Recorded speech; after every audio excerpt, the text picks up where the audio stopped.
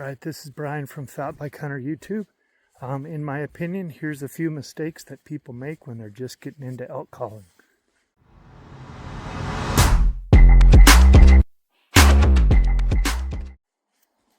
All right, so I believe that a lot of hunters overcall.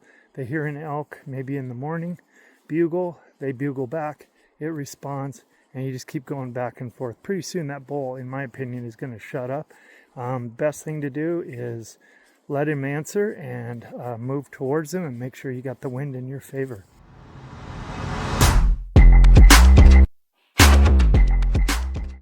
Another mistake that new hunters make or new callers make is to call when they smell elk urine or smell elk in general.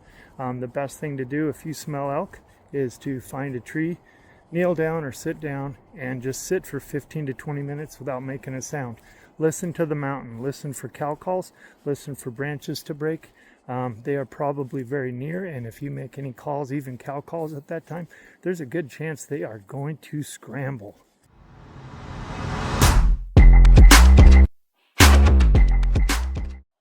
Another mistake, and I am guilty of this almost every season, is you get all caught up in bugling back and forth or cow calling, doing all your fancy calls, and there stands an elk. Came in silent. So anytime you do make a call, elk bugle or cow call, make sure you've got an arrow nocked because they are sneaky, they are quiet, they're big, but they have the advantage. They live in the mountains.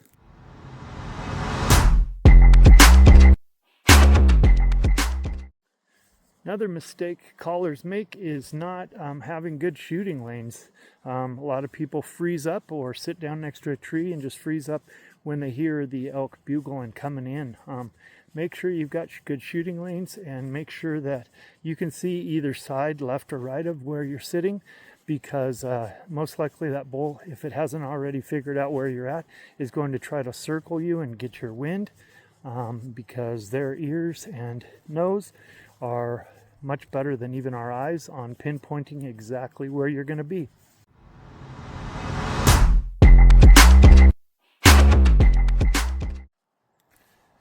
Another mistake elk callers make are using the same call each time, the same sequence. It sounds like a skipping record or something on repeat. Many times I have had only answering to a cow call, and then I let off a bugle and they shut their lips. So and then I go back to a cow call and they bugle again and actually start moving in. Many times this has happened to me. So don't think about necessarily what your bugles and cow calls sound like as much as what does the elk respond to. Some bulls are very sneaky and are just in the mood to hang out with the ladies and not hang out with the boys. So anyway, listen to the elk if you're hunting a bull and figure out what they want to hear